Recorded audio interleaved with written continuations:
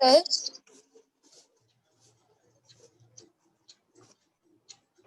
Sir हाँ जी, sir जो होमवर्क क्वेश्चन था ना, उसमें जो एडजस्टमेंट में लास्ट पॉइंट था, उसमें वो एक बारी उसको समझा दो, पॉइंट में था क्या? देखता हूँ मैं अभी, just give me a minute. हाँ जी क्लास, सारे बच्चे जरा होमवर्क क्वेश्चन निकाल लें और उसका लास्ट पॉइंट जो कह रहे हैं वो भी निकाल लें। पेज नंबर बताना मुझे जरा। 5.96 और नोट्स का page number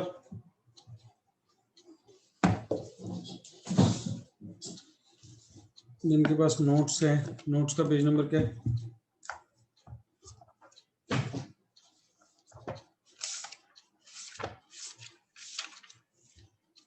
twenty ninth unsolved की बातें कर रहे हैं क्लास हम लोग। कह रहे last adjustment plot of land was purchase out of the surplus of funds for investment purpose and let out for commercial purpose is rent receive.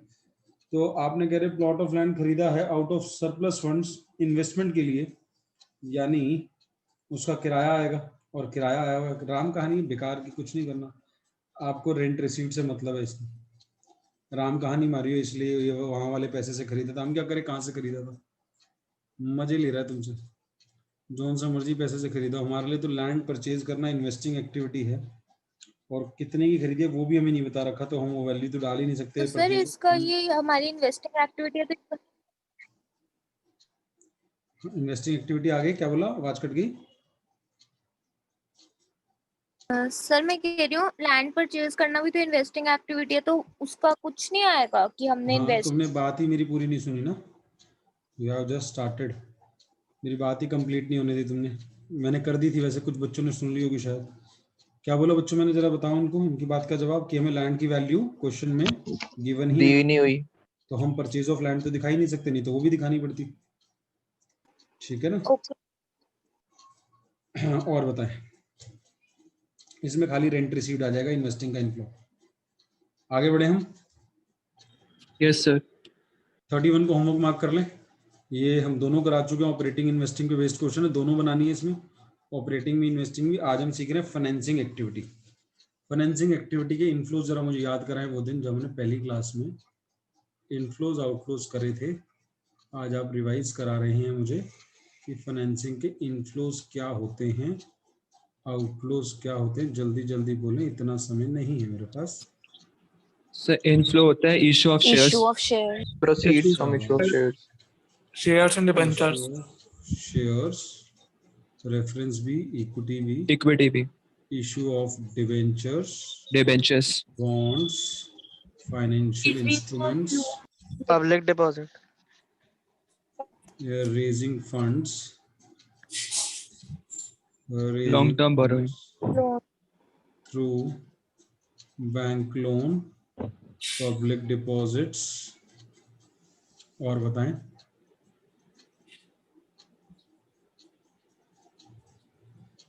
और कोई इनफ्लोज आउटफ्लोज बोले फिर इसके उल्टे। Interest paid, redemption of debentures, redemption of preference shares, preference share, redemption of debentures, bonds, other financial repayment of loan, payment of loan, repayment कहते हैं उसको, repayment of loan, payment of interest, repayment of loans. पहले ऊपर वाले के बारे में बातें कर ले, हो गया सारा, कुछ रह तो नहीं गया। buyback of shares, ये कभी भी आएगा तो बच्चे को दिक्कत देगा। बायबैक ऑफ इक्विटी शेयर जब जब आ जाएगा उसे पता ही नहीं होगा कहाँ जाना है, और आप में से भी कुछ भूल जाएंगे, तो स्टार लगा सकते हैं आप इसको। और इन पर और दो चीजें दी जाती हैं, dividend paid, dividend pay, dividend interest, dividend paid. Share पर डिविडेंड दिया जाता है, और लोन्स पर, बॉन्ड्स पर, डिबेंचर्स पर इंटरेस्ट दिए जाते हैं। ठीक है जी। Yes sir. अब इसके अंदर बहुत मुश्किल नहीं है, सिर्फ आना और जाना लिखना है। अकाउंट तो इसके अंदर आपके लेवल पे कोई भी नहीं बनाना आएगा, सिर्फ आपको ये पता होना चाहिए क्या चीज़ आ रही है, क्या चीज़ जा रही है। बहुत ही आसान, निहायत ही आसान, ये आना और ये जाना। इसके अंदर एक चीज़ आपने छोड़ दी है, लोन के अंदर ध्यान रखिएगा ओवरड्राफ्ट भी यहीं आएंगे। पुराने Increase in जमाने में overdraft. सन 2016 तक 16-17 तक आपके बोर्ड एग्जाम में ओवरड्राफ्ट को कैश एंड कैश इक्विवेलेंट मान लिया जाता था। तो अगर आज भी तुम्हारे स्कूल में कोई टीचर ऐसा करा दे तो आपको ध्यान देना है, कुछ टीचर्स ऐसा करा भी देती हैं, लेकिन अब 3 साल हो गए हैं तो ऑलमोस्ट ठीक हो रहा है। लेकिन कहीं ना कहीं मैं सुन लेता हूँ कि हाँ जी हमारे को ऐसा करा दिया है, तो ऐसा करा दे तो आपको ध्यान रखना है कि वो फाइनेंसिंग एक्टिविटी में आएगा। अगर ओवरड्राफ्ट होगा तो वो भी एक तरह का लोन है। Clear to all of you? Sir cash credit भी ना? बैंक ओवरड्राफ्ट भी कैश क्रेडिट भी दोनों। और क्या होगा जो मुश्किल चीज होती है, अगर आपका एसपीआर अगर आपका बढ़ रहा है 2018-2019 दे दिया और यहाँ पे एसपीआर है 1 लाख और यहाँ पे एसपीआर है 1,10,000, तो ये बढ़ गया है। यानी कि इसका मतलब है जो आपके शेयर्स या डिवेंचर इशू हैं वो प्रीमियम पर इशू हैं। कहाँ पर इशू हैं? मान लो आपके शेयर या डिवेंचर 10 लाख से 12 लाख हो गए, तो कितने के इशू हुए? 2 लाख। तो आप 2,10,000 लिखेंगे। इशू ऑफ शेयर्स में कितने लिखेंगे? 2 लाख की जगह कितने लिखेंगे? 2 लाख ये वाला और 10,000 ये वाला। इसमें कई बच्चे क्वेश्चन करते हैं सब 2 लाख को अलग और 10,000 को अलग नहीं लिख सकते, वो भी कर सकते हो। क्लियर? याद रहेगी बात? हाँ जी। यानी इसको एक लाइन में बोले, जिनको नहीं समझ आई, इतनी लंबी कहानी नहीं समझ आई, एक लाइन में बोले। कई बच्चों को कहते हैं सर शॉर्ट में बताया करो, हमें ज्यादा लंबा नहीं समझ आता। तो बेटा जी अगर एसपीआर बढ़ रहा है तो फाइनेंसिंग एक्टिविटी होती है। हाँ सर ऐसी लाइन बोलते ना आप, कहाँ राम कहानी सुना रहे हो, कहाँ लॉजिक बता रहे हो, एक लाइन बोला करो सर, वो हमें अच्छा लगता है। इतनी लंबी राम कहानी घुमा देते हमारे पल्ले ही नहीं पड़ती। एक लाइन बोलो कि अगर एसपीआर बढ़ रहा है तो फाइनेंसिंग एक्टिविटी होता है। ठीक है बेटा जी, ऐसे भी बोलेंगे वैसे ही बोलेंगे, हर बच्चे को सेटिस्फाई करना है, जो लॉजिक वाला बच्चा है उसको भी, और जो कहते हैं मुझे याद करा दिया करो, बस याद भी कर लें फिर आप। एसपीआर बढ़ेगा यानी पैसा आया है। क्लियर है? अब इसके अंदर और अच्छी बात क्या है, अब इसके अंदर एक और पॉइंट होता है बोनस इशू। कौन सा पॉइंट होता है? Bonus issue. क्वेश्चन कभी कभी बोल देगा शेयर के केस में कि बोनस इशू दिया है 1:5 की रेशो में। कौन सी रेशो में? 1:5। तो एक बोनस इशू 5 के बदले में। वैसे तुम्हारे लेवल पे ये रेशो ही गलत दी होती है, वो मैंने कराना होता है ठीक, लेकिन मेरे को याद ही नहीं रहता। तुम्हारे लेवल पे उल्टी रेशो दे देते हैं, इसको 5:1 दे देते हैं। एक्चुअल रेशो 1:5 होती है वो, तो तुम्हारी किताबों में दे देते हैं 5:1, यानी 5 के बदले में एक बोनस।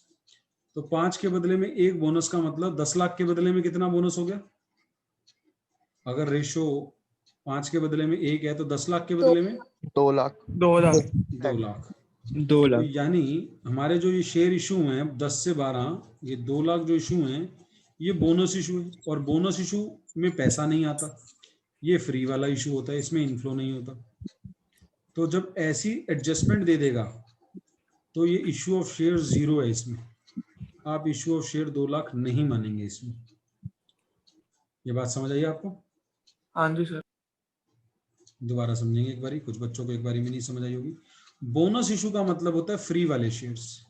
अगर आपको बोनस इशू दे दिया और रेशो बता दी 5:1 है, तो 10 लाख में 5:1 का मतलब 2 लाख, और ये 2 लाख ही बड़े में, तो यानी ये जो जितना बड़ा है वो बोनस वाला ही बड़ा है, तो यानी कोई इशू नहीं हुआ, फ्री वाले इशू है बस। अब इसमें बच्चे ने क्वेश्चन कर लिया सर अगर मान लो ये 13 लाख होता तो सर फिर 1 लाख आप लिख देते, इश्यू ऑफ शेयर 1 लाख। कोई बच्चा कह रहा है सर अगर 15 लाख होता तो ये 12 की जगह 10 से 15, यानी 12 की जगह होता 15, तो 10 से 15 और बोनस इशू 5:1 का, तो यानी 2 लाख तो बोनस इशू है, और बाकी 3 लाख कहाँ से आया? बड़ा तो 5 लाख है, 10 से 15 का मतलब 5 लाख बड़ा है, 5 में 2 लाख तो बोनस इशू है, तो बाकी कैश वाला इशू कितना है? 3 लाख। तो फाइनेंसिंग एक्टिविटी का इनफ्लो आता 3 लाख। उम्मीद है सबको 2-3 बारी में समझ आ गई है बात। हाँ जी सर। ये ऐसा पॉइंट आएगा, और जब आएगा तब आपको दिक्कत देगा, जब भी आएगा तब आपको दिक्कत देगा। बोनस इशू वाला पॉइंट किसी को दिख रहा है किसी क्वेश्चन में? बोनस इशू मुझे छोटे क्वेश्चन में तो अभी तक यहाँ तक तो नहीं आया। इक्विटी बोनस आ गया 37वें क्वेश्चन में, 37 क्वेश्चन में मुझे दिख रहा है। बोनस इशू 5:1 की रेशियो दे रखी है, वही गलती वाली दे रखी है, ये 12th लेवल की हर किताब में गलती है, 5:1 ही देते हैं। एक्चुअली इस बात को 1:5 बोला जाता है, लेकिन ये किताबों में 5:1 ही दे रखा होता है। पता नहीं कब ठीक होंगी, जब भी ठीक होंगी कुछ सालों में किताबें ठीक हो जाएंगी, ये पक्की बात है। जो भी इशू होता है उसको पहले लिखा जाता है एक बोनस इशू 5 के बदले में, लेकिन तुम्हारी किताब लिखती है 5 के बदले में एक बोनस इशू, ऐसे बोलती है, उल्टा बोलती है, बात वही बोल रही है लेकिन 5:1 बोल देती है, जबकि ऐसे नहीं बोला जाता, 1:5 बोला जाता है इस बात को। एक बोनस मिला 5 के बदले में, और इसी बात को बोलते हैं 5 के बदले में एक, तो 5:1, 5 पहले लिख देते हैं। चलो वॉट एवर इट इज। तो अब तुम्हें बात समझ आ गई है, तो अब तुम्हारे शेयर पे जाओ जरा। शेयर 10 लाख से कितने हो रहे हैं? 37th में शेयर हो रहे 10 से 12। तो बताओ इश्यू ऑफ शेयर कितने लिखोगे जब आप फाइनेंसिंग एक्टिविटी बनाओगे? तो इश्यू ऑफ शेयर कितना लिखोगे? 0 0 नील। नहीं, यानी लिखना ही नहीं है, क्योंकि 2 लाख तो बोनस इशू ही था। 5:1 के हिसाब से 2 लाख तो बोनस इशू ही था, और बोनस अगर 2 है तो ये 10 से 2 12 ही हो रहा है, तो कुछ और एक्स्ट्रा कैश वाला आया ही नहीं। अगर ये 13 होता तो क्या करते बच्चों? 1 लाख। 1 लाख 1 लाख दिखा दे रहे। अब तो मुझे पक्का लग रहा है कि सबको बात समझ आ गई होगी अब तक। तो बोलिंग क्लास ये वाली Yes, बात भी sir. समझ आ गई है? Yes, sir. Yes sir. अच्छा, Yes. तीसरी बात, इसमें मुश्किल बातें क्या है? मैं फाइनेंसिंग की सारी पहले मुश्किल बातें कर रहा हूँ। जैसे आपको कोई बैंक लोन दे देगा और कहेगा 10% बैंक लोन है, ये करंट ईयर, ये प्रीवियस ईयर, यहाँ पे दे रखा है 5 लाख, यहाँ दे रखा है 8 लाख। तो क्लास इंटरेस्ट का जो ये रेट है ये किस पर लगाओगे? कहाँ पे लगाओगे? 8 पे या 5 पे? बेस 5 ईयर पे। लाख। हाँ जी, 5 लाख पे 5 लाख पे। 5 lakh. बेस ईयर पे। बेस ईयर पे लगेगा ये। बहुत बढ़िया। अगर क्वेश्चन साइलेंट है, अगर क्वेश्चन ने कह दिया जो लोन लिया है वो साल के पहले दिन लिया है, जो ये तो लोन 8 लिया लाख है पे 8 लाख। 5 लाख से 8 लाख हुआ है, तो इस साल आपने 3 लाख का लोन लिया। 5 से अगर 8 हो रहा है क्लास प्रीवियस ईयर से करंट ईयर पे, ये 2019 है मान लो और ये 2020 है मान लो, तो इस साल में आपने 3 लाख का लोन लिया। क्वेश्चन कह रहा है पहले दिन ही लिया, 1 अप्रैल 19 को ले लिए, तो क्लास इंटरेस्ट किस पे लगाओगे? 8 लाख पे। फिर 8 लाख पे लगेगा। अगर क्वेश्चन साइलेंट है तो बेस ईयर पे लगेगा। ये वाली बात क्लियर हुई सबको? हाँ जी सर। Yes, sir. अच्छा जी, क्वेश्चन करने शुरू करें अब? हाँ जी सर। चलो पहला क्वेश्चन 32 ऊपर हेडिंग क्या डालोगे? Cash flow from financing activities. Statement showing what? Cash flow from financing activities. Financing financing activity. Activity. पूरा लिखना है, मैं तो शॉर्ट में लिख रहा हूँ, जैसे आपने पूरा स्टेटमेंट शोइंग ढंग से। अब लॉन्ग टर्म लोन 2 लाख से 2.5 लाख हो रहा है, तो क्लास लोन लिया है आपने, लोन रेज्ड यानी पैसा आया है, लोन बढ़ रहा है, तो इनफ्लो है, लोन बढ़ रहा है। During the year company repaid, ओहो कंपनी ने रीपे भी किया है लोन। लॉन्ग टर्म लोन हमारे हिसाब से तो आया था, ये तो कह रहे रीपे किया है। रीपे कितना कर दिया है? 1 लाख का। 1 लाख। तो फिर तो गड़बड़ है। अगर 2 लाख में से 1 लाख का रीपे कर दिया था तो कितना बचना चाहिए था? 1 लाख। 1 लाख। ये तो है 2.5 लाख, यानी लोन जो लिया है वो 1.5 लाख का लिया होगा, इसका मतलब। ये वाली बात क्लियर हुई? हाँ जी sir. Yes, sir. Repayment of loan दोबारा करेंगे इस बात को, क्योंकि कुछ बच्चों को एक बारी में नहीं समझ आया होगा, आप ये मानते हैं। कुछ बच्चों ने ध्यान से नहीं सुना होगा, दोबारा सुने बच्चों। हमने पहले एडजस्टमेंट बिना पढ़े ही ये 50,000 लिख दिया था, हमने नीचे पढ़ा ही नहीं। बाद में हमने पढ़ा 1 लाख का लोन रीपे किया। ये 2 लाख का तुम्हारा लोन था, 1 का तुमने रीपे कर दिया, तो लोन बचना चाहिए था 1 लाख। 2 में से अगर 1 लाख की पेमेंट कर दी तो बचना चाहिए था 1 लाख, लेकिन क्वेश्चन में है 2.5 लाख। तो भाई ये इतना बड़ा है, यानी लोन लिया कितना है? तो यानी आपने 1.5 लाख का लोन लिया है, तो रेज 1.5 लाख का, रीपे 1 लाख का, नेट में आपका इनफ्लो बचा। इंटरेस्ट के बारे में अगर सोच रहे हैं कि सर बेस ईयर पे इंटरेस्ट भी तो लगाओ, अभी पढ़ाया था sir rate of interest given नहीं है इसलिए मजबूरी है नहीं लगा पाऊंगा, चलो अगर लगाना होता, तुमसे पूछ लेता हूं, तो कौन सी वैल्यू पे लगाते? अगर रेट 10% दिया होता तो 10% आप किस पर लगाते? 2 lakh. 2 lakh is absolutely correct. दुख की बात है, एक बच्चे की आवाज आई, जो बात 4 बारी पढ़ा चुका हूं। चलो 2 लाख पे लगना था बेस ईयर पे। अगर रेट गिवन होता तो फिर इंटरेस्ट पेड 2 लाख का 10%, 20,000 यहाँ पे और दिखाता। अभी मैं इंटरेस्ट नहीं दिखा पा रहा हूं क्योंकि रेट गिवन नहीं है। क्या मेरी बातें सबको समझ आ रही हैं या बाउंसर पड़ रही है? सर आ रही है समझ। आंसर बताएं मुझे, आगे बढ़ूं। आंसर किसी के पास हो तो जल्दी बताएं कि आंसर क्या है इसका।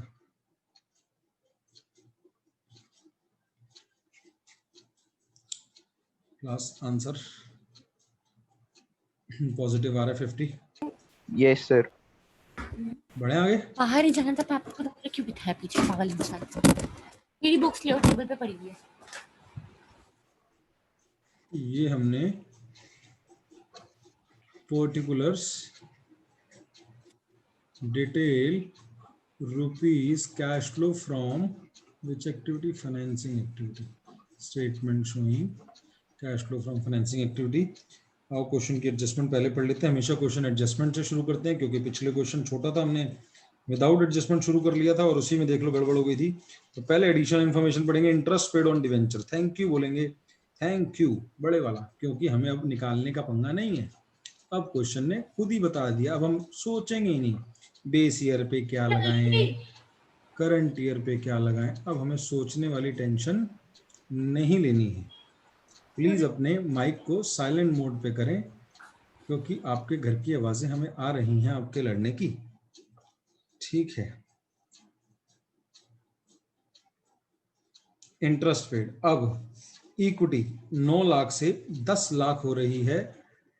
बच्चों इक्विटी बढ़ रही है तो पैसा आ रहा है, इनफ्लो 9 से 10 लाख हो गया, यानी और शेयर इशू करे होंगे। 9 से 10 होना यानी हमारी शेयर कैपिटल बढ़ी है, और शेयर कैपिटल अगर बढ़ी है तो यानी हमारे पास लक्ष्मी आई है। आगे सिक्योरिटीज प्रीमियम रिजर्व, ये हमारे से गलती हो गई है, हमें 10,000 और लिखने थे इसके अंदर ऐड करके, या अगर अब आपने नहीं लिखे हैं तो securities premium reserve on issue of shares 10,000 अलग से अब लिख दें। दोनों ऑप्शन थी आपके पास तो हमने अब अलग से लिख दिए। अगर कोई बच्चा कैसे इनको जोड़ के लिख दे, issue of share at premium 110 is absolutely correct. हाँ जी, डिवेंचर्स 1.5 लाख से 1 लाख हो रहा है, कम हो रहे हैं, तो ये हो गया redemption of debentures. Debenture redeem हो रहे हैं, 1.5 लाख से 1 लाख हो रहा है, यानी हम रीपे कर रहे हैं, यानी लक्ष्मी जा रही है 50,000 माइनस। इन सब का हिसाब किताब बनाएंगे, माइनस वाले हुए 68 के, प्लस वाले हुए 110 के, नेट आया 42। चेक करके बताएंगे मुझे हमारा आंसर क्या है। सर यही है 42 आ रहा है सर। हाँ जी सर, आपका सर क्वेश्चन ये शायद ये है कि ये जो सिक्योरिटीज प्रीमियम है सर, ये डिवेंचर पे भी हो सकता है क्या? क्या आप यही यस पूछने सर, वाले हैं? Yes sir. ये देखो, पहले तो सारे मेरे लिए एक एप्रिसिएशन दो कि मैंने बिना क्वेश्चन सुने ही क्वेश्चन बोल दिया है, ठीक है जी। तो मुझे उम्मीद सर थी ये भी पूछना था आगे कि होता हाँ जी सर ये भी पूछना था कि होता क्या, थोड़ा इलैबोरेट कर दो, मतलब दोनों चीजें पूछनी थी। ये इसके अंदर डिवेंचर पे इसलिए नहीं मान सकते कि डिवेंचर पे था क्योंकि डिवेंचर कम हो रहे हैं। अगर डिवेंचर 1.5 लाख से 2 लाख हो रहे होते तो आपका क्वेश्चन जायज बनता कि सर ये प्रीमियम किसी पे भी हो सकता है, सर शेयर पे भी हो सकता है, डिवेंचर पे भी हो सकता है। अब ये शेयर ही क्यों लिखा सर फिर आपने? क्योंकि डिवेंचर तो कम हो रहे हैं, उस पे प्रीमियम आने का तो सवाल ही नहीं उठता। बोलो क्लास, समझ आई बात, लॉजिक? हाँ जी सर। भाई डिवेंचर पे प्रीमियम हो सकता था, बिल्कुल क्वेश्चन बनता था, बच्चे का एक जायज क्वेश्चन बनता था, सर आप शेयर पे क्यों मान रहे हो, ये प्रीमियम मान लो डिवेंचर पे आया होगा, दोनों है क्वेश्चन में तो। लेकिन डिवेंचर देखो तो सही, 1.5 लाख से 1 लाख हो रहे हैं, कम हो रहे हैं, तो कम हो रहे तो प्रीमियम कहां से आया होगा उस पे? तो ये शेयर वाला ही प्रीमियम होगा। बोलो बात बच्चों, बात समझ आई आपको मेरी? हाँ जी। लॉजिक समझ आया? और बहुत ही प्यारा क्वेश्चन था। मैं खुद ही सोच रहा था कि ये बताऊं, फिर मैं थोड़ा रुक गया। मैंने कहा यार इस लेवल की बात समझाऊं ना समझाऊं, कहीं ज्यादा पढ़ाई अभी ना हो जाए शुरुआत के स्टेज में ही। अभी फाइनेंसिंग में जस्ट हमने शुरू ही किया, 15 मिनट हुए हैं। शुरुआती स्टेज में वाली बातें बताऊं ना बताऊं, तो बच्चे ने खुद ही पूछ लिया। प्रीमियम क्या होता है? प्रीमियम होता है जब हम चीज महंगी बेचते हैं। एसपीआर होता है प्रीमियम महंगा बेचना। जैसे शेयर मार्केट में आप कोई भी शेयर उठाएंगे, वो अपनी फेस वैल्यू से ऊपर का बिक रहा होता है। अगर किसी शेयर की फेस वैल्यू 10 है और वो 12 का बिक रहा है, तो ये 2 रुपए एक्स्ट्रा का जो बिक रहा होता है उसे प्रीमियम बोलते हैं, महंगा शेयर। और इसकी फुल फॉर्म होती है सिक्योरिटीज प्रीमियम रिजर्व। तो securities premium reserve when the share is sold at a premium, महंगा बेचना। और सस्ता बेचने को बोलते हैं डिस्काउंट पर बिकना। और आजकल हमारा जो 2013 एक्ट आया था, यानी तो 7 साल हो गए हैं, आजकल बोलना भी गलत है, डिस्काउंट पर शेयर इशू होना मना हो गया है। लॉ कहता है कि आप सस्ता शेयर नहीं बेच सकते हैं, आप महंगा बेच सकते हैं, लेकिन आप 10 रुपए का शेयर 9 का नहीं बेच सकते हैं, 8 का नहीं बेच सकते हैं। महंगा बेच लो लेकिन सस्ता नहीं बेचोगे आप। तो share can not be issued at discount, 1 marker अगर आ गया। उसकी एक एक्सेप्शन होती है कि आप अपने एम्प्लॉइज को सस्ता बेच सकते हैं, पब्लिक को नहीं बेच सकते। तो अगर एक्सेप्शन पूछ ली किसको बेच सकते हैं, तो आप बोलेंगे एम्प्लॉय को दे सकते हैं डिस्काउंट पे, लेकिन पब्लिक को डिस्काउंट पे शेयर नहीं दिए जा सकते। Question number 34। अब आ गया बड़ा क्वेश्चन, मजेदार वाला। अब ये आपकी नॉलेज लेवल को बढ़ाएगा। इसके अंदर बहुत सारी बातें आ जाएंगी और एजम्पशन भी आ जाएगी। फाइनेंसिंग एक्टिविटी कभी कभी हमारी किताब से भी मैच नहीं करेगी। कभी कभी ऐसा क्वेश्चन भी आएगा कि हमारा किताब से आंसर मैच नहीं कर रहा। कारण क्या होता है? कई बारी किताब अलग एजम्पशन ले लेती है। कौन सी वाली एजम्पशन सर? बच्चा सोच रहा है। जो अभी अभी मैंने आपको बताई, बेस ईयर वाली, जो ये सिखा रहा था कि लोन पे इंटरेस्ट किस पर लगता है, बेस ईयर पर। कभी कभी किताब अजम्पशन उल्टी कर देती है, 8 लाख पे मान के लगा देती है। हम कभी ऐसा नहीं करेंगे, चाहे हमारा बुक किताब से आंसर मैच नहीं भी करेगा, तब भी हम लाइफ टाइम में सेम अजम्पशन रखेंगे कि हमेशा लोन का इंटरेस्ट बेस ईयर पे लगाएंगे अगर क्वेश्चन साइलेंट है तो। Cash flow from financing activity निकाल रहे हैं, पहले एडजस्टमेंट पढ़ेंगे। पहली एडजस्टमेंट है क्वेश्चन नंबर 34 की, इक्विटी शेयर साल के एंड में इशू हुए। बताओ क्लास, ये लाइन अगर ना दी होती तो क्या आप भी यही मानते थे? हाँ जी Yes. सर। ये बातें स्ट्रांगली पता होना चाहिए। हाँ सर ये तो हमारी वाली बात ही कह रहा है, इसने हमारे से रिवर्स बात नहीं कही। चलो ठीक है, अभी तो ये वही वाली बात कह रहा है, इसने रिवर्स बात नहीं बोली। ये वाली बात बोलने से अब जो डिविडेंड का परसेंटेज लगाना होगा वो कौन से ईयर पे लगाना होगा? जो हमें बेस ईयर डिविडेंड देना है बेस ईयर वो पे। हमें बेस ईयर पर लगाना होगा। यानी सेकेंड एडजस्टमेंट में आ जाए, interim dividend on equity share was paid at the rate of 15%। ये जो 15% लगाना है, अब ये क्लास 15% किसका लेना होगा अब आपको? 4 लाख। 4 लाख का। और अगर उल्टा दिया होता तो, और अगर उल्टा दिया होता तो, अगर ये 20 की जगह 19 दिया होता, equity share were issued on 1 अप्रैल 19, तो फिर 15% किसका लगाते? तो 5,25,000। ये बात सबको समझ आ रही है? रट Yes. नहीं रहे आप, ये समझी ही जा सकती है बस। ये बात बहुत ही सिंपल बात है। अगर कोई चीज साल के शुरू में इशू हो गई तो भाई उसको आप डिविडेंड दोगे ना। मैं अगर कंपनी हूं और आपसे शेयर के पैसे मैंने शुरू में ले लिए तो आपको डिविडेंड देना है। लेकिन अगर मैंने पैसे आपसे साल के एंड में लिए तो भाई डिविडेंड किस बात का दूं आपको? आपसे पैसे तो मैंने साल के एंड में लिए, तो फिर किस बात का डिविडेंड दूं आपको? बोलो, समझ आती है बात लॉजिक के साथ? Yes, हाँ sir. जी सर। अगला अगला प्रेफरेंस शेयर देखे, कम हो रहे हैं या बढ़ रहे हैं? सर कम हो रहे प्रेफरेंस हैं। शेयर देखें कम हो रहे हैं क्या सर। हो रहा है? कम हो रहे हैं सर। अच्छा कम हो रहे हैं। अब इसका भी पता होना चाहिए कम कब हो रहे हैं। अगर दिया है, नहीं दिया तो एंड ही मानते हैं। आओ देखें इसके बारे में क्या बोलता है थर्ड एडजस्टमेंट में। Preference share were redeemed on 31 मार्च 2020, तो साल के एंड में हो रहे हैं। तो अब बताओ प्रेफरेंस पर जो डिविडेंड देना है वो कौन सी वाली फिगर पर देना है? 550। 5,50,000। 5.5 लाख। बेस ये। बेस ये। सबको क्लियर है? हाँ जी सर। Yes sir. तो प्रेफरेंस डिविडेंड पेड, इसकी परसेंटेज कहाँ मिलेगी? क्वेश्चन में। परसेंटेज इसके नाम के प्रेफरेंस साथ शेयर के लिखी होती है, सर साथ ही में दी हाँ हुई जी है सर। सर। हमेशा नाम के साथ मिलेगी या कभी कभी दी होती है? सर हमेशा। हमेशा हमेशा। मिलेगी। तो 550 का 10% कितना हुआ? 55,000। 55,000। क्या बात है। अच्छा जी, अब प्रीमियम आ रहा है शेयर्स पर, डिवेंचर भी बढ़ रहे हैं। अब मैं इसको शेयर का प्रीमियम भी नहीं कह सकता, ये अब किसी का भी हो सकता है। अभी प्रेफरेंस शेयर वाली बात पूरी लेकिन खत्म नहीं हुई, वापस थर्ड एडजस्टमेंट पर जा रहा हूं मैं। पहले थर्ड एडजस्टमेंट के अंदर एक और बात कह रहा है, जो प्रेफरेंस शेयर रिडीम हुए ना वो प्रीमियम पर हुए। रिडम्पशन ऑफ प्रेफरेंस शेयर्स कितने रिडीम हुए क्लास? 5.5 लाख से 1.5 लाख। 4 रह गए, 1.5 लाख प्लस प्रीमियम कितना है? 5%। 1.5 लाख 5%। का 5% कितना 5%। होगा? 7,500।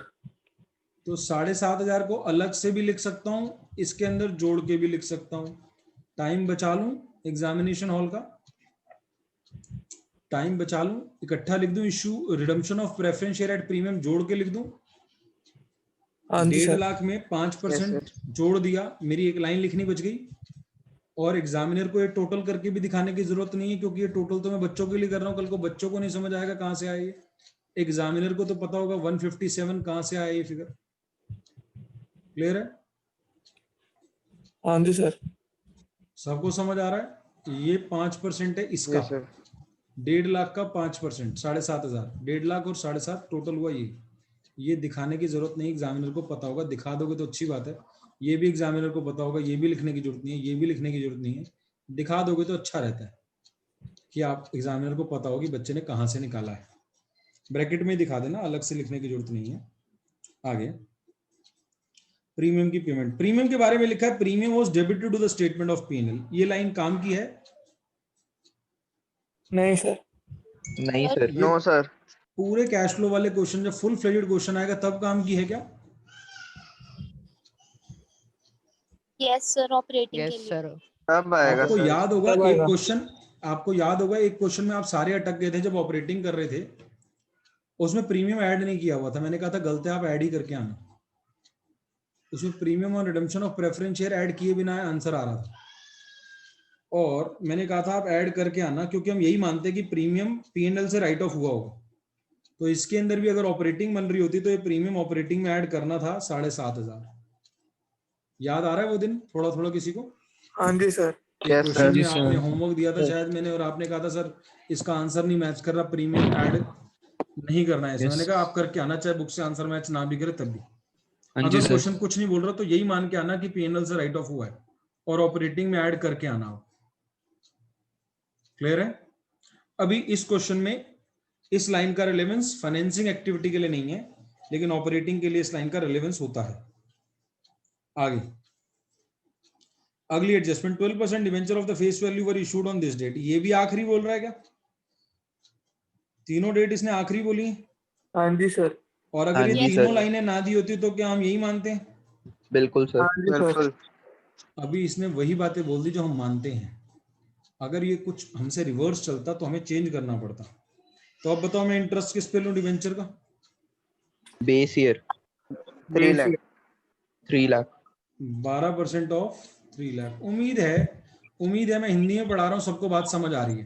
हाँ जी सर। 3 लाख पर लगेगा क्योंकि एंड में इशू हुआ है। इस 1 लाख पे इंटरेस्ट नहीं देना है, क्योंकि हमने इससे पैसा साल के एंड में लिया है, तो इंटरेस्ट नहीं देंगे भाई को।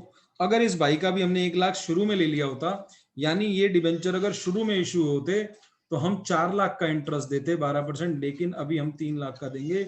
और मैं फिर दोबारा बोल रहा हूँ, मैं हिंदी में पढ़ा रहा हूँ और आपको मेरी बातें उम्मीद है सारी बिल्कुल स्पष्टता के साथ समझ आ रही होंगी। और ये चैप्टर जितना मर्जी डिफिकल्ट हो, मेरे पे विश्वास रखो, अगर आपने मेरे साथ क्लास सारी करी और होमवर्क करें, आप किसी को भी पढ़ा दोगे, किसी को भी। यू कैन टीच एनीबॉडी, लेकिन उसकी कंडीशन बस यही है कि आप क्लास में रेगुलर हो और आप होमवर्क कर रहे हो, बस। उसके बाद आप सबको पढ़ा दोगे चैप्टर, जो उनसा मर्जी हो। सर हाँ जी, सर ये थर्ड पॉइंट में 5% का क्या रेलिवेंस है? 5% हमने जरा- निकाला सर, ये बच्चों 5% इसका निकाला हमने, इसका 5% ये रहा, हमारी पेमेंट बढ़ के आई है, इसका ये रेलेवेंस है। और ये 5% जो 7.5 है, ये ऑपरेटिंग में ऐड भी करना था आपको।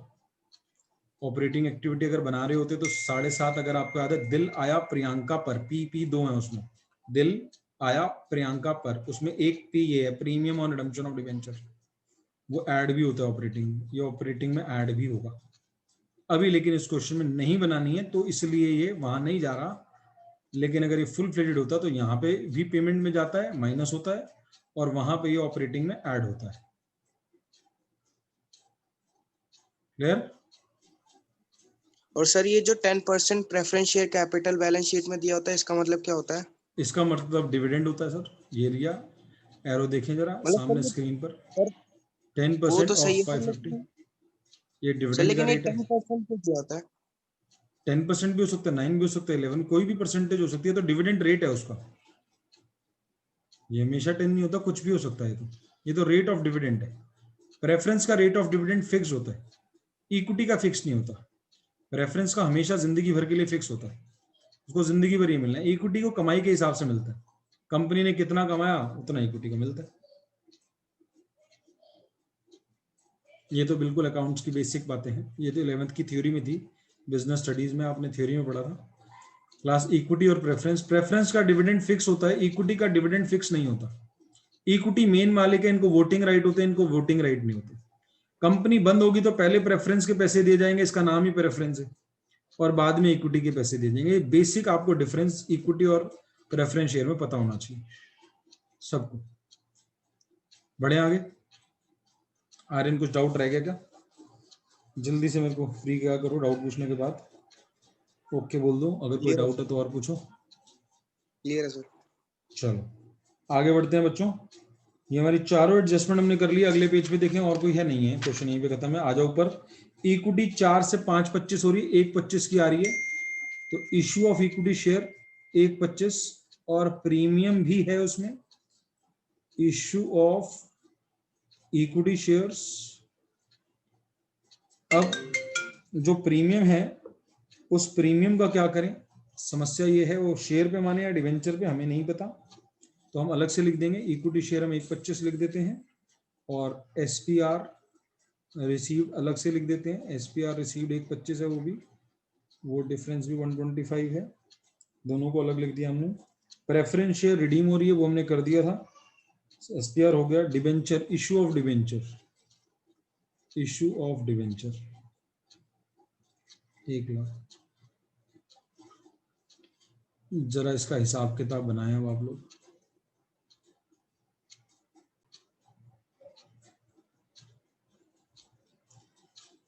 हाँ जी क्लास, उम्मीद है हमने कुछ छोड़ा नहीं, आपने टोटल किया होगा। इसका जरा टोटल बताएं क्या आ रहा है। सर 41,500 आ रहा है सर, मतलब दोनों को प्लस माइनस कर। और आंसर देखें पीछे, सर सही आ रहा है सर, यही है। 1.25 लाख, 1.25 लाख, 2.5, 3.5, प्लस का तो 3.5 है,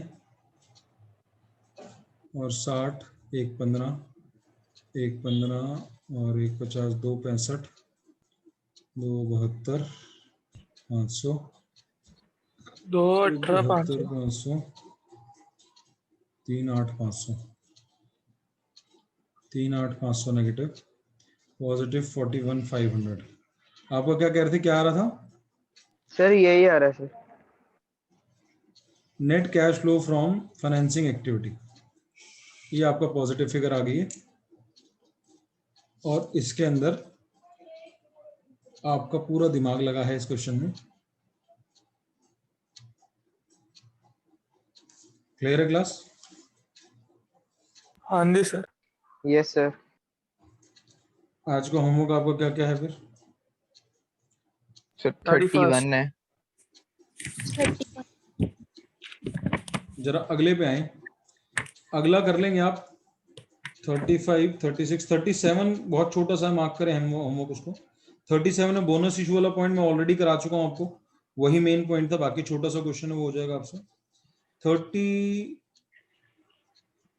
5 में कराता हूँ आपको, 36 आप ट्राई करके आना। 35 में आपसे दोनों मांगी, इन्वेस्टिंग में मांगी, फाइनेंसिंग में मांगी, बोथ आर रिक्वायर्ड। एक ही क्वेश्चन में दोनों चीजें मांग ली आपसे। पर्टिकुलर्स गंदा गंदा करा रहा हूँ, आप जरा साफ साफ कीजिएगा। Cash flow from investing activity कराना है और cash flow from financing activity कराना है, दो चीजें करानी है आपको इस क्वेश्चन में। आपको डिटेल में एडजस्टमेंट में जाते पहले, during the year a machine costing 10,000 वो sold at a loss of 2,000, loss दे दिया। Depreciation on machinery charge during the year, during the year वाला डेप्रिसिएशन दे दिया, यानी कि आपसे बच्चों करंट ईयर का डेप्रिसिएशन दे दिया, जो बिकी है उसका डेप्रिसिएशन दे दिया, लेकिन आपको वैल्यू नहीं बताई बिकी कितने की है। 10 वाली चीज बिकी कितने की ये नहीं पता, लॉस बता दिया इतने का लॉस है, यानी क्लास आपको अकाउंट बनाना पड़ेगा। आज आप बहुत ही इंपॉर्टेंट चीज सीख रहे हैं इस क्वेश्चन में, जो आपने पहले भी मेरे साथ करी हुई है। बहुत ध्यान से, बहुत ध्यान से, सारे काम रोक देना, सारे काम रोक देना, concentration level at the top होना चाहिए। मशीनरी अकाउंट और एक्यूमुलेटेड डेप्रिसिएशन अकाउंट, जिसको जो पता है पहले अपने दिमाग में सोच ले, यार मुझे इतना तो आता है। जिसको जो पता है पहले वो तो सोच ले। ये बच्चों वाली चीज सबसे पहले आपको आनी चाहिए, ये 11वीं से आपको आती है। मशीनरी आपका असेट है, ओपनिंग बैलेंस क्लोजिंग बैलेंस कैसे लिखना है ये आज तक नहीं आता था, तो कुछ नहीं करना, सिर्फ चुल्लू में पानी लेना और यहाँ के ओपनिंग बैलेंस, ये हम 10-10 बारी करा चुके हैं। अगर अब तक नहीं पता था तो ये गड़बड़ है। ओपनिंग क्लोजिंग, ओपनिंग 10 क्लोजिंग 12, ये दोनों अकाउंट हम बना चुके हैं, इसके लॉजिक हम कर चुके हैं। ये कॉस्ट पर गिवन है क्योंकि एक्यूमुलेटेड के बैलेंस है, ये बातें भी हम कर चुके हैं। इसके नोट्स भी बनवा चुके हैं हम पिछली क्लास में, इन्वेस्टिंग एक्टिविटी का क्योंकि पार्ट है ये हम सब कर चुके हैं कि अगर कॉस्ट दिया है साथ में एक्यूमुलेटेड का बैलेंस है तो कॉस्ट पर है। और क्वेश्चन ने क्लैरिटी भी दी थी, ब्रैकेट में कॉस्ट बोल भी दिया, ना भी बोला होता तो तुम्हें पता था अगर एक्यूमुलेटेड के साथ दिया तो कॉस्ट है। अब ओपनिंग क्लोजिंग डाल दी, नीचे कह रहा है ड्यूरिंग द ईयर 10,000 की मशीन बेची है, जो लॉस पे बेची है 2,000 पे। अच्छा जी, कितने की बेची है बताने का। और क्या दे रहा है, करंट ईयर डेप्रिसिएशन दे रहा है, ये होता है करंट ईयर डेप्रिसिएशन, ये दे दिया। एक लाइन तो चाहिए थी जिससे मेरी गाड़ी चल पड़े, ये उसने दे दी। अब यहां से गाड़ी चलेगी, ये गिवन है। करंट ईयर डेप्रिसिएशन यहाँ था, ये बात पता होनी चाहिए आपको। अकाउंट आप कई बार बना चुके। यहां से आपका बैलेंस आ जाएगा टू मशीनरी अकाउंट, ये आ गया depreciation on machine sold. Depreciation on machine sold आ गया 4,000 बैलेंसिंग फिगर, 16 में से 12 गए। ये 4,000 यहां से जाएगा इधर, बाय एक्यूमुलेटेड डेप्रिसिएशन 4,000। ये निकलते ही आपका लॉस आपको पता था, लॉस ऑन सेल क्वेश्चन ने दिया था 2,000। 10 की चीज 4 घिस चुकी है, 2 के लॉस पे बिकी है, तो बताओ क्लास कितने की बिकी है। 10 की टोटल चीज थी, 4 वो घिस चुकी है और 2 के लॉस पे बिकी है, तो बोलो कितने की बिकी है। 4,000। 4,000। इन तीनों का टोटल 10 होना चाहिए था। 10 की चीज 4 घिस चुकी रही, 6 की चीज 2 के लॉस पे बिकी, बचा 4। ये 4 मेन निकालना था जो आपको नहीं पता था। अब यहां से आपका आ जाएगा ये टू कैश और बैंक बैलेंसिंग फिगर, ये आपका आ गया 60। 60 में से 40 गया। आपने इस साल कितनी मशीनरी खरीदी है, ये आ गई 20,000। ये इन्वेस्टिंग का होगा outflow, purchase of machine, purchase of machine is 20 outflow, sale of machine, sale of machine ये 4,000 इनफ्लो, इन्वेस्टिंग के लिए हो गया। और इन्वेस्टिंग का कुछ नहीं है, ये ऑपरेटिंग में जाना है, ये ऑपरेटिंग एक्टिविटी में ऐड होता है। दिल का डी यही होता है, ऑपरेटिंग एक्टिविटी में ऐड होता है ये। लेकिन अभी हमें ऑपरेटिंग इस क्वेश्चन में नहीं बनानी, तो काम का नहीं है। दोबारा से सुनेंगे गाड़ी कैसे चली, दोबारा से एक बार सुनेंगे क्या क्या गिवन था। पहले रेड मार्क लगाता हूँ, 1 red mark, 2 red mark, 3 red mark, 4 red mark, 5 red mark, ये 5 चीजें गिवन थी। इन 5 चीजों से पहली बैलेंसिंग फिगर ये आई, ये बैलेंसिंग फिगर यहां से गई यहां पे, ये भी गिवन था, ये भी गिवन था। अब जब ये दोनों आ गई, 4 भी पता लग गया, 2 भी पता लग गया, तो ये भी निकल आया मेरा। ये निकल आने से ये एक और मेरी दूसरी बैलेंसिंग फिगर निकली। 2 बारी मैंने समझाया इस अकाउंट को, उम्मीद है आपको समझ आएगा। तीसरी बारी समझाने के लिए मैं तैयार हूं। पहले मैं आगे बढ़ता हूं, फिर मैं डाउट लूंगा। Sale of machine, purchase of machine डाल दिया। आगे आपको दे रखा है कैपिटल 30 से 35 हो रही है, तो increase in capital is inflow, business में और पैसा लगाया, 30 से 35 हुई है। बैंक लोन 10 से 0 हो गया, यानी रीपे कर दिया आपने loan. Repayment of bank loan 10 से 0, यानी आपने 10,000 का रीपेमेंट कर दिया। During the year machine costing ये हो चुका है, यानी हमारे आंसर हमारे सामने है। तो जरा कोई बच्चा आंसर बताए पीछे देख के। 16,000 नेगेटिव आंसर है और ये वाला 5,000 नेगेटिव आंसर है। अगर हमने कोई चीज नहीं छोड़ी है तो हमारे दोनों आंसर मैच कर चुके होने चाहिए। ये आ जाएगा cash used in investing activities, net cash used in financing activities. जरा आंसर बताएं। सर यही आ रहे हैं सर। सर यही है, सेम है। सेम क्वेश्चन 36 है, थोड़ा सा कंपैरेटिवली बड़ा है। तो आज के होमवर्क बताएं क्या क्या है जल्दी, क्लास को ओवर करने से 31, पहले।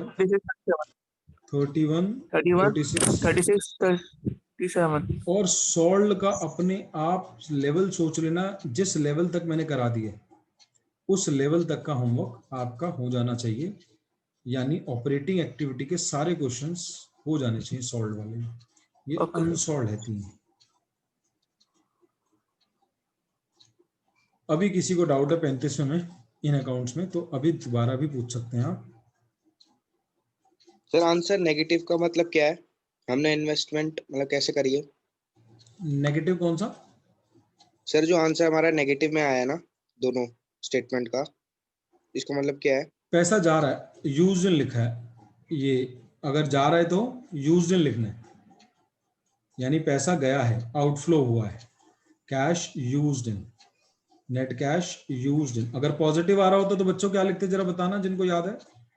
Net cash flow flow net cash flow from, जो भी एक्टिविटी का नाम है। फ्लो फ्रॉम पॉजिटिव के लिए, यूज्ड इट नेगेटिव के लिए, यानी ये बिजनेस से पैसा हमारा जा रहा है और ये भी पैसा जा रहा है, दोनों नेगेटिव आ रही है। तो आज का आपका 37 तक होमवर्क है, अगली क्लास में 38 भी कर लेंगे और हो सकता है फुल फ्लेजेड क्वेश्चन पे। ये 38 से शुरू हो रहे हैं तो फुल फ्लेजेड पे, सॉरी 39 से हम फुल फ्लेजेड पे पहुंच जाएंगे।